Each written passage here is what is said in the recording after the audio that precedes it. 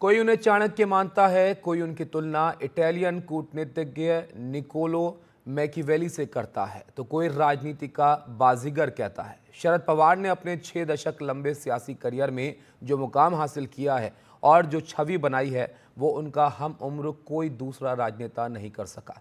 82 साल की उम्र में जब उनके साथी राजनेता या तो रिटायर हो चुके हैं या फिर स्वर्ग सिधार चुके हैं, शरद पवार सियासत के मैदान पर चौके छक्के लगाए जा रहे हैं। अब वो 2024 में केंद्र में नरेंद्र मोदी की सत्ता में वापसी रोकने के लिए मोर्चा खोलने की तैयारी कर रहे हैं।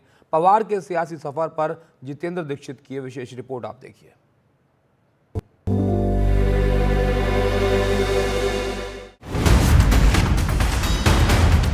शरद पवार की अपनी पढ़ाई मराठी माध्यम के 3 अलग अलग स्कूलों से हुई थी। हमारा स्कूल 1954 में चालू हो गया। पवार साहब तब पहला स्टूडेंट है इस स्कूल का। गन्ना किसानों की ओर से चलाए जाने वाले शुगर कोऑपरेटिव्स में भी शरद पवार ने अपना दखल रखा। आज भी जब कोई सवाल उठते हैं कोऑपरेटिव शुगर फैक्ट्री या कोऑपरेटिव सेक्टर के लिए, तो शरद पवार को ही पूछते हैं सब। बारामती के बाहर बहुत कम लोगों को ये बात पता है कि शरद पवार भी एक हनुमान भक्त हैं। हनुमान जी की कृपा से उनको अपार यश मिलता है, ऐसी उनकी मान्यता।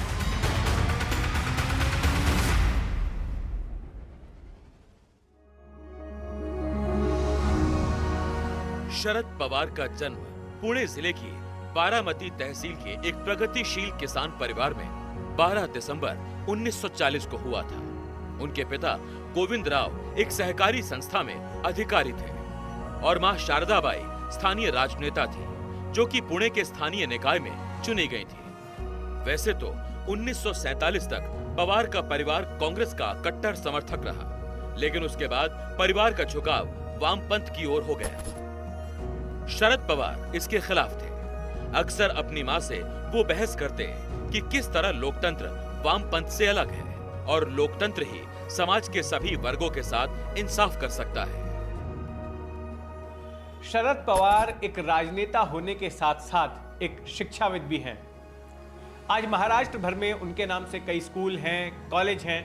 मुंबई में तो उनके नाम से एक इंटरनेशनल स्कूल भी है। लेकिन शरद पवार की अपनी पढ़ाई मराठी माध्यम के 3 अलग अलग स्कूलों से हुई थी। उनमें से बारामती का ये छत्रपति शाहू महाराज हाई स्कूल उनके लिए खास है।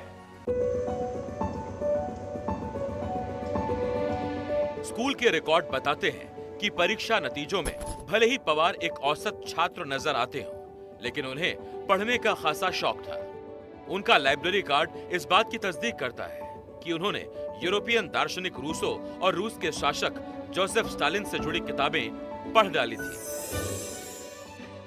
जब कर्मवीर भाऊराव पाटिल रयत शिक्षण संस्थे के संस्थापक हैं, पवार साहब के घर में आए थे, तब गोविंदराव पवार थे और बापूजी के पिताजी, कारभारी अन्ना बोलते हैं उसको, वही साथ थे। तब कारभारी अन्ना और साहब के पिताजी ने बोला कि यहाँ स्कूल होना चाहिए रयत शिक्षण संस्था का। तब कर्मवीर भाऊराव पाटिल बोले कि इस बच्चे को अगर आपने मेरे स्कूल में डाला तो मैं यहाँ स्कूल खोलता है। तब पवार साहब इस स्कूल में 8th स्टैंडर्ड में आ गए और हमारा स्कूल 1954 में चालू हो गया। पवार साहब तब पहला स्टूडेंट है इस स्कूल का। शरद पवार ने अपनी आत्मकथा में लिखा है कि उनके सियासी करियर के बीच तब पड़े जब वो अपने खेतों की उपज लेकर बारामती से पिकअप वैन में बैठकर मुंबई की भायखला मार्केट उसे बेचने जाते थे। यहाँ खरीदारों और विक्रेताओं से उनकी जो जान पहचान हुई, वो आगे चलकर राजनीति में उन्हें काम आई। इसी दौरान कृषि बाजार में होने वाले उतार चढ़ावों की भी जानकारी उन्होंने हासिल की।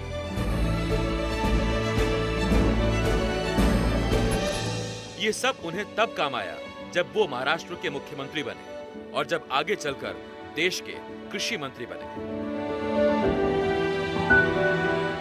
पवार के राजनीतिक करियर की औपचारिक शुरुआत तब हुई जब वो महज 16 साल के थे। 1955 में पुर्तगालियों ने गोवा की आजादी के लिए संघर्ष कर रहे आंदोलनकारियों पर गोलियां चलाईं और उन पर लाठीचार्ज किया। बतौर एक छात्र शरद पवार ने अपने साथियों के साथ एक मोर्चा निकाला। पुर्तगालियों से गोवा छोड़ने की मांग करते हुए उन्होंने एक दिन के लिए स्कूल कॉलेज बंद करवा दिए। इसके बाद पवार युवक कांग्रेस के एक सक्रिय सदस्य बन गए। शरद पवार की शुरुआत हुई 1965 से।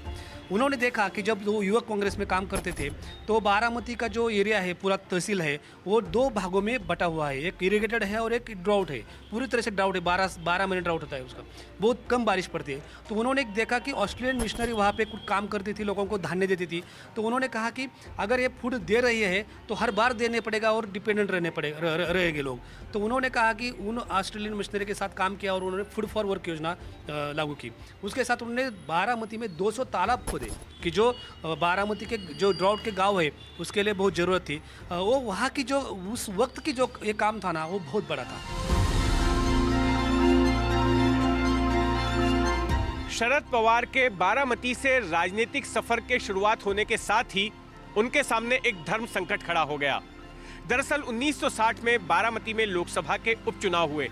इस उपचुनाव में उनके भाई वसंतराव पवार PWP यानी कि पीजेंट्स एंड वर्कर्स पार्टी से बतौर उम्मीदवार खड़े हुए, लेकिन शरद पवार विरोधी पार्टी यानी कि कांग्रेस में थे। कांग्रेस के उम्मीदवार थे गुलाब राव जेढ़े और शरद पवार की ये जिम्मेदारी बनती थी कि वे गुलाब राव जेढ़े का प्रचार करें। अब शरद पवार के सामने धर्म संकट ये था कि एक तरफ उनका भाई उम्मीदवार था तो दूसरी तरफ उनकी पार्टी का उम्मीदवार था। भाई या फिर पार्टी में से किसी एक को चुनना था। शरद पवार ने पार्टी को चुना और गुलाब राव जेढ़े का जमकर आक्रामक तरीके से प्रचार किया। गुलाब राव जेढ़े जीत गए और शरद पवार के भाई हार गए। नौजवान शरद पवार यशवंत राव चौहान से बड़े प्रभावित थे। चौहान कांग्रेस के दिग्गज नेता थे और महाराष्ट्र के पहले मुख्यमंत्री बने थे। उनका मानना था कि युवाओं को राजनीति से जुड़ना चाहिए। एक बार कॉलेज के कैंपस में आयोजित किए गए एक कार्यक्रम में चौहान की मुलाकात शरद पवार से हुई। चौहान पवार से बातचीत करके बड़े प्रभावित हुए। इसके बाद दोनों की अक्सर मुलाकातें होती रही और जल्द ही पवार चौहान के बेहद करीबी हो गए और उन्हें अपना राजनीतिक गुरु मानने लगे। 1962 में शरद पवार को महाराष्ट्र युवक कांग्रेस का अध्यक्ष बना दिया गया, जिसके बाद वो पूरे महाराष्ट्र में घूमे और राज्य की सियासत की नब्ज को समझा।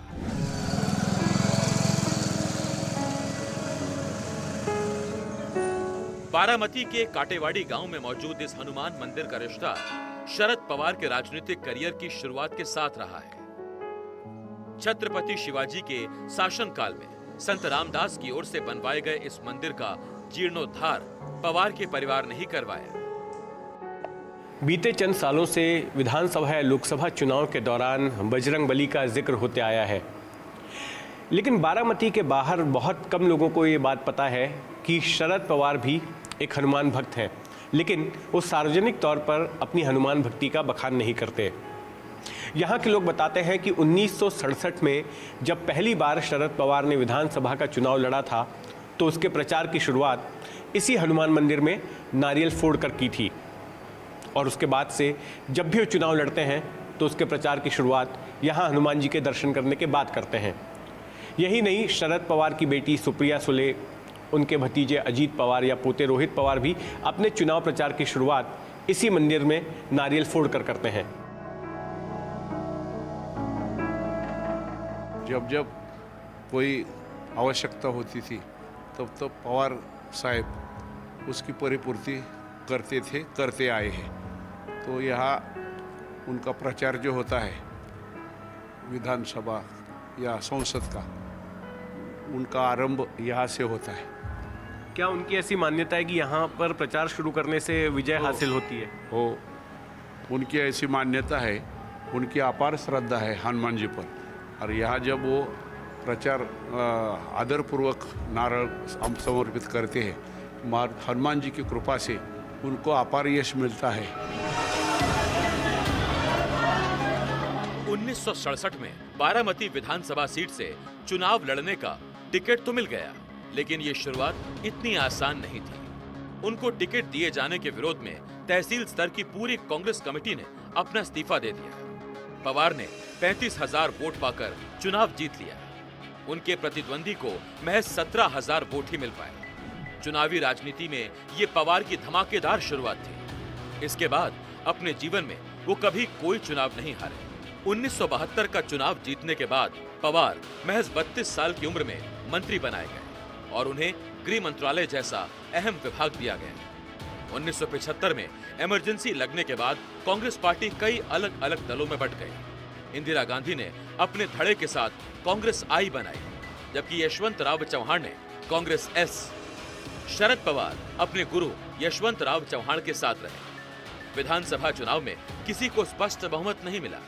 ऐसे में कांग्रेस आई और कांग्रेस एस ने गठबंधन कर लिया और वसंत दादा पाटिल के नेतृत्व में सरकार बनाई गई। उनकी कैबिनेट में पवार को उद्योग मंत्री बनाया गया। सरकार के कार्यकाल के दौरान दोनों पार्टियों के बीच आए दिन विवाद हो रहे थे और गठबंधन का ये प्रयोग विफल होता नजर आ रहा था। जनता पार्टी के नेता चंद्रशेखर ने गुपचुप शरद पवार से मुलाकात करके सरकार गिराने के लिए एक प्लान बनाया। इसकी भनक शरद पवार के गुरु यशवंतराव चौहान को लग गई। उन्होंने शरद पवार को हिदायत दी कि वो ऐसा कुछ ना करे जिससे सरकार को खतरा हो, लेकिन पवार नहीं माने।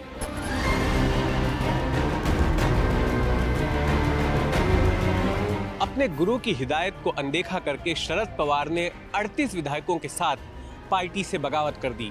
वसंत दादा पाटिल की सरकार गिर गई। शरद पवार ने एक नई पार्टी बनाई जिसका नाम दिया समानांतर कांग्रेस। अब महाराष्ट्र में 3 पार्टियों की सरकार बनी, समानांतर कांग्रेस, जनता पार्टी और पीजेंट्स एंड वर्कर्स पार्टी। इस बगावत के बाद 38 साल की कम उम्र में शरद पवार मुख्यमंत्री तो बन गए, लेकिन इसके बाद उन्हें एक इमेज भी हासिल हुई। ऐसी इमेज कि शरद पवार सत्ता हासिल करने के लिए कुछ भी कर सकते हैं। अपने गुरु की हिदायत की अनदेखी भी, अपनी पार्टी से बगावत भी और अपने दुश्मन के साथ दोस्ती भी।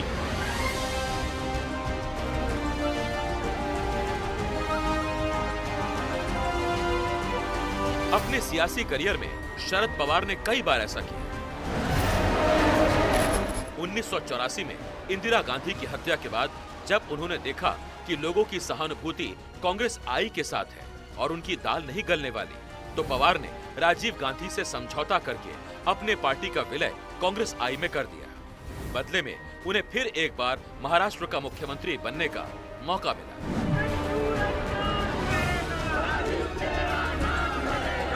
1991 में राजीव गांधी की हत्या के बाद उमड़ी सहानुभूति की लहर से कांग्रेस फिर एक बार केंद्र की सत्ता में आ गई।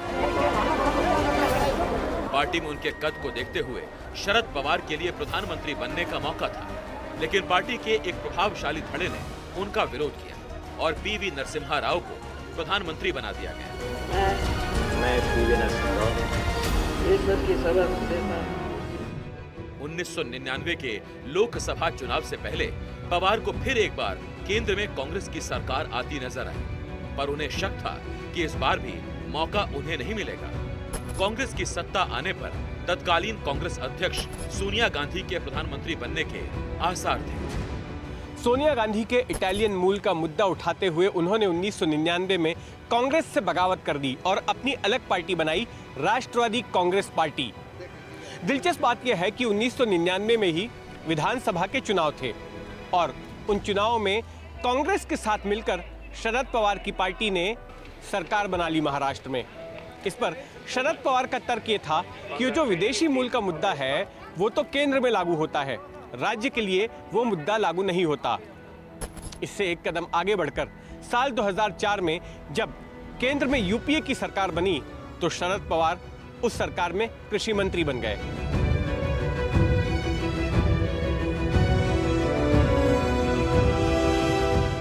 पवार को यू टर्न लेने का आधार ये मिला कि सोनिया गांधी ने प्रधानमंत्री बनने से इनकार कर दिया और मनमोहन सिंह को प्रधानमंत्री बनाया। कई लोग मानते हैं कि 1999 में कांग्रेस छोड़ना पवार की एक बड़ी चूक थी। अगर वो कांग्रेस में बने रहते तो शायद उनकी वरिष्ठता और अनुभव को देखते हुए उन्हें प्रधानमंत्री बनाया जाता। 2004 में ही महाराष्ट्र विधानसभा चुनाव भी हुए, जिसमें पवार की एनसीपी को कांग्रेस से ज्यादा सीटें मिली। इसके बावजूद दोनों की गठबंधन सरकार बनने पर पवार ने मुख्यमंत्री पद कांग्रेस को दे दिया और उप मुख्यमंत्री पद अपनी पार्टी के पास रखा। ये बात हमने कंटिन्यूसली ली है कि भाई कांग्रेस ने ज़्यादा सीट कॉन्टेस्ट की थी, उनको ज़्यादा नंबर आएगा और उनका अधिकार प्रोगेटिव है कि चीफ मिनिस्टर सिलेक्ट करने का, और हमारी जिम्मेदारी उनको सहयोग देने का। बदले में पवार ने केंद्र में कांग्रेस से एक मंत्री पद ज्यादा ले लिया। पहली नजर में देखने पर ऐसा लगता है कि अपनी पार्टी को मुख्यमंत्री पद से महरूम रखकर शरद पवार ने घाटे का सौदा किया, लेकिन ऐसा करके शरद पवार ने एक लंबी चाल चली थी। मुख्यमंत्री पद के सबसे प्रमुख दावेदार उन दिनों शरद पवार के भतीजे अजीत पवार भी थे, लेकिन उनके अलावा भी पार्टी में कई महत्वाकांक्षी नेताओं के गुट थे जो कि मुख्यमंत्री बनना चाहते थे। अगर वे अजीत पवार को मुख्यमंत्री बना देते तो फिर पार्टी में अंदरूनी कलह शुरू हो सकती थी। इसीलिए मुख्यमंत्री पद ठुकराकर उन्होंने चतुराई की चाल चली।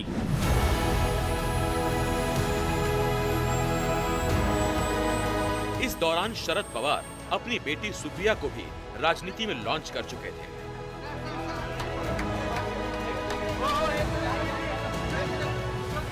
इसके बाद पार्टी अंदरूनी तौर पर दो धड़ों में बंट गई। एक धड़ा अजीत पवार का समर्थक था तो दूसरा सुप्रिया का। शरद पवार ने हमेशा इन दोनों धड़ों के बीच टकराव की खबरों का खंडन किया। वो बार बार यही दोहराते कि सुप्रिया को केंद्रीय राजनीति की जिम्मेदारी सौंपी गई, जबकि अजीत पवार महाराष्ट्र की राजनीति देखेंगे।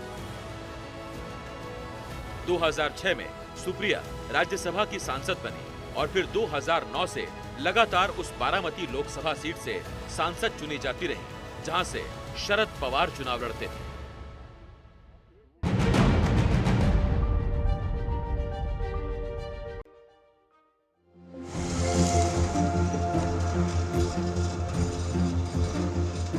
बारामती के इर्द गिर्द इस जैसे तमाम गन्ने के खेत आपको नजर आएंगे। दरअसल बारामती पश्चिम महाराष्ट्र में आता है और यहाँ पर बड़े पैमाने पर गन्ने की खेती की जाती है और इसी वजह से इसे शुगर बेल्ट भी कहते हैं। यहाँ कई सारी चीनी की मिलें हैं। गन्ना किसानों की ओर से चलाए जाने वाले शुगर कोऑपरेटिव्स में भी शरद पवार ने अपना दखल रखा और उन्हीं के जरिए अपनी राजनीति को भी आगे बढ़ाया। सब बारामती महाराष्ट्र में अच्छा काम साहब ने किया है। गन्ने का और बाकी द्राक्ष एग्रो का फर्म है उनका केवीकी का फर्म है। उनके बहुत अच्छे रिजल्ट आए हैं। इतनी उम्र हो गई तरी उनने इस किसानों के लिए अपना पसीना बहाया है। खुद एक किसान परिवार से आए शरद पवार ये बखूबी जानते हैं कि ग्रामीण इलाकों के वोटरों पर पकड़ बनाए रखने के लिए किसानों का दिल जीतना जरूरी है। बारामती का कृषि विज्ञान केंद्र शरद पवार के इसी नजरिए की एक मिसाल है। 110 एकड़ में फैले इस कृषि विज्ञान केंद्र में खेती के लिए अत्याधुनिक तकनीक तैयार करने के प्रयोग होते हैं और आए दिन केंद्र की ओर से आयोजित कार्यक्रमों में किसानों को उनके काम की जानकारी दी जाती है। किसानों को पशुपालन और मुर्गी पालन व्यवसाय में भी मदद की जाती है। यहाँ पे किसानों के लिए डिफरेंट जो टेक्नोलॉजीज़ है उसका डिस्प्ले किया जाता है और टेक्नोलॉजी का प्रात्यक्षिक फार्मर फार्म पे किया जाते हैं। जैसे कि नई टेक्नोलॉजी डेवलप्ड बाय दी जो यूनिवर्सिटी है, उसके बाद उनका जो प्रात्यक्षिक है वो फार्मर के खेत में बताया जाता है। जो नया टेक्नोलॉजी है उसके बारे में टेक्नोलॉजी का ट्रेनिंग होता है। इसमें मुर्गी पालन का होगा, बकरी पालन का है, पशुपालन का है और तुम्हारा जो जैविक खाद के बारे में है और फर्टिलाइज़र के बारे में, नया सीड के बारे में, जो भी नई तकनीक है उसके बारे में यहाँ पे फार्मर को अवगत किया जाता है।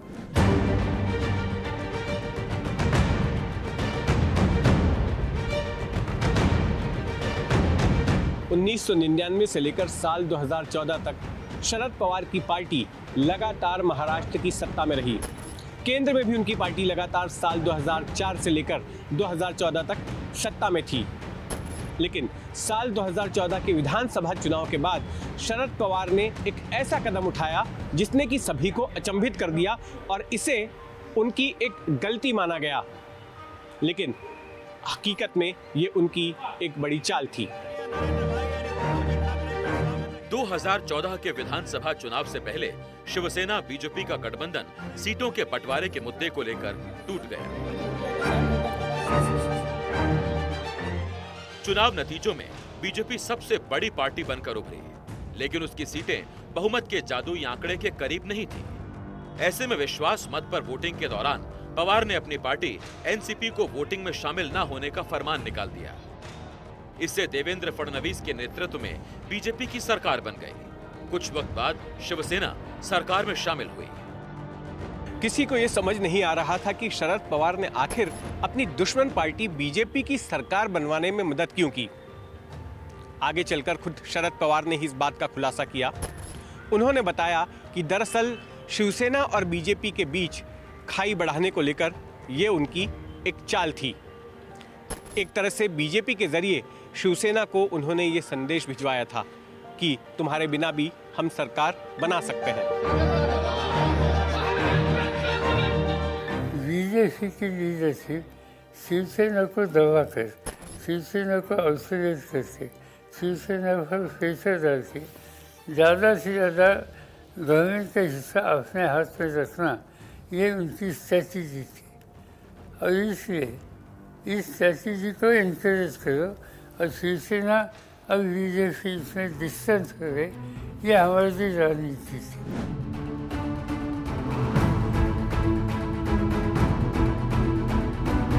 शरद पवार को 2014 में बीजेपी सरकार बनवाने की बड़ी कीमत चुकानी पड़ी। बीजेपी ने एक एक करके एनसीपी के कई बड़े नेताओं को तोड़कर अपने पाले में कर लिया। छगन भुजबल जैसे पार्टी के दिग्गज नेता को एनफोर्समेंट डायरेक्टरेट यानी ईडी ने जेल में डाल दिया। अजीत पवार पर भी गिरफ्तारी की तलवार लटक रही थी। देवेंद्र फडणवीस सभाओं में खुलेआम धमकियां देते थे कि अगर वो फिर सत्ता में आए तो अजीत पवार को जेल की चक्की पिसवाएंगे। सरकार आल्यानंतर अजित दादा चक्की पिसिंग पिसिंग पिसिंग एंड पिसिंग। शरद पवार को भी ईडी ने पूछताछ के लिए सम्मन भेजा। एक वक्त ऐसा आया जब लगा कि एनसीपी खत्म हो जाएगी। 2019 का विधानसभा चुनाव जीतना तो बड़ी दूर की बात लग रही थी, लेकिन चुनाव प्रचार के दौरान एक ऐसा मौका आया जब शरद पवार ने खेल को पलट दिया और अपनी दम तोड़ रही पार्टी में एक नई जान फूंक दी।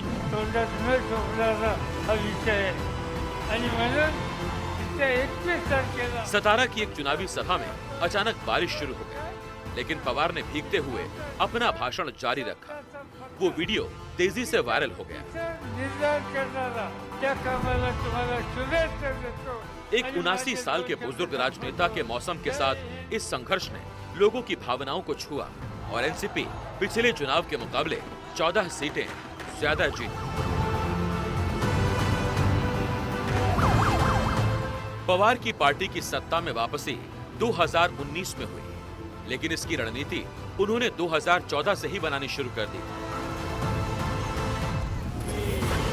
2014 में शिवसेना बीजेपी के साथ सरकार में तो शामिल हो गई, लेकिन दोनों पार्टियों के बीच दरार बढ़ रही थी। शिवसेना के मुखपत्र सामना में लगभग हर रोज बीजेपी के खिलाफ संपादकीय छपते थे। शिवसेना के नेता सार्वजनिक तौर पर बीजेपी के खिलाफ बोलते थे और इस्तीफा देने की धमकी देते थे। यानी सब कुछ वैसा ही हो रहा था जैसा पवार चाहते थे। अपने दो दुश्मनों का गठजोड़ उन्होंने कमजोर कर दिया था, उसमें फूट डाल दी थी। इसका फायदा उन्होंने 2019 के विधानसभा चुनाव के बाद उठाया।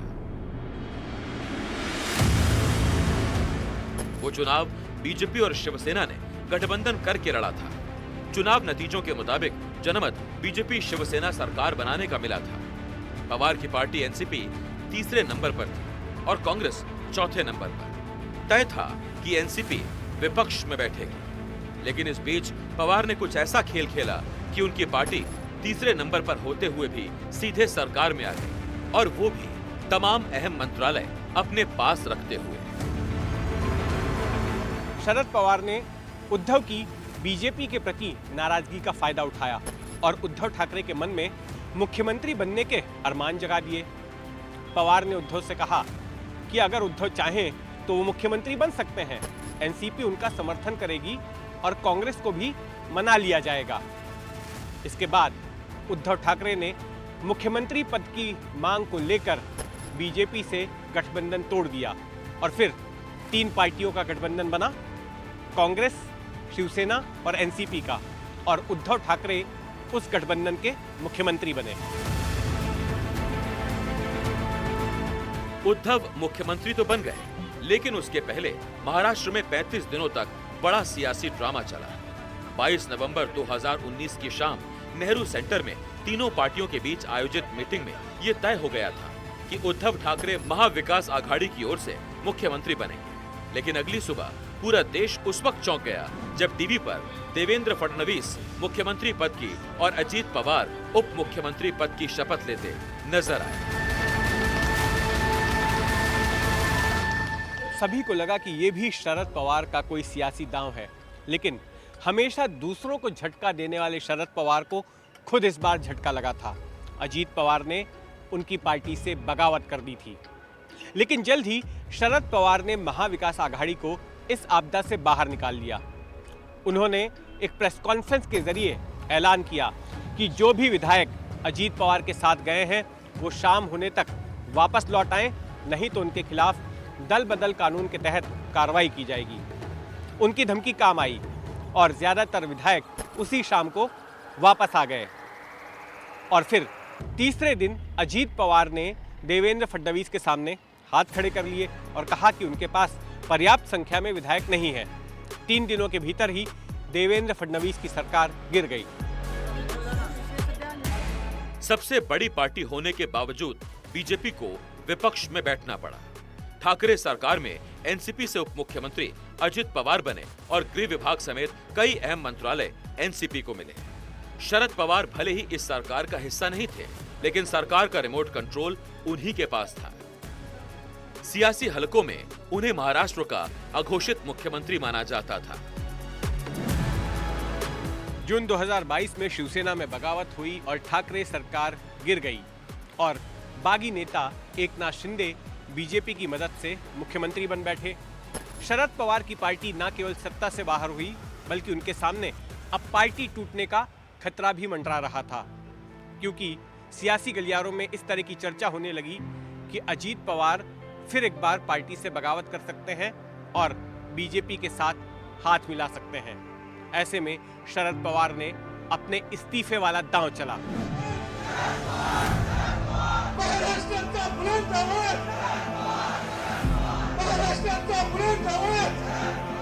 2 मई 2023 को अपनी आत्मकथा के प्रकाशन के वक्त शरद पवार ने ऐलान किया कि वो एनसीपी के अध्यक्ष पद से इस्तीफा दे रहे हैं। नया अध्यक्ष चुनने के लिए उन्होंने कमेटी बना दी, लेकिन उनके फैसले का जोरदार विरोध हुआ।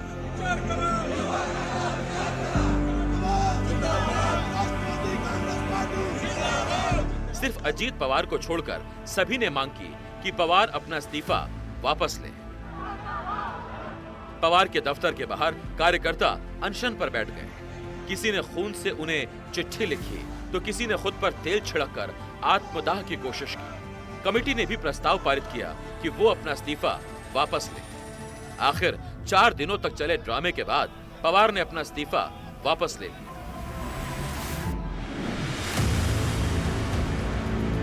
इस पूरे ड्रामे के जरिए पवार ने ये जता दिया कि पार्टी के नेताओं और कार्यकर्ताओं पर उनकी पकड़ बरकरार है और उस बगावत की हवा निकाल दी जो कि अजित पवार कथित तौर पर कर सकते थे। कि अजित पवार जी ने जिस तरह से कुटुंब में ही, फैमिली में ही दरार जाहिर की, तो वो भी लोगों को पसंद नहीं आया। ये सिर्फ बारामती का वोटर नहीं था, इंदापुर का था, बोहर का था, वेल्हे का था, दौंड का था, पुरंदर का था। तो पूरी तरह से ये लोग हैं तो 2-3 फैक्टर पे काम कर रहे थे कि अजित पवार जी ने बहुत काम किया तो किया, लेकिन अजित पवार सिर्फ सत्ता के लिए बाहर गए हैं, ये लोगों को पसंद नहीं पड़ा। जुलाई 2023 को शरद पवार को उस वक्त बड़ा झटका लगा जब भतीजे अजित पवार ने फिर एक बार बगावत करके पार्टी को दो फाड़ कर दिया। वो महायुति सरकार में शामिल हो गए, जहां उन्हें उप मुख्यमंत्री बनाया गया और वित्त मंत्रालय भी दिया गया।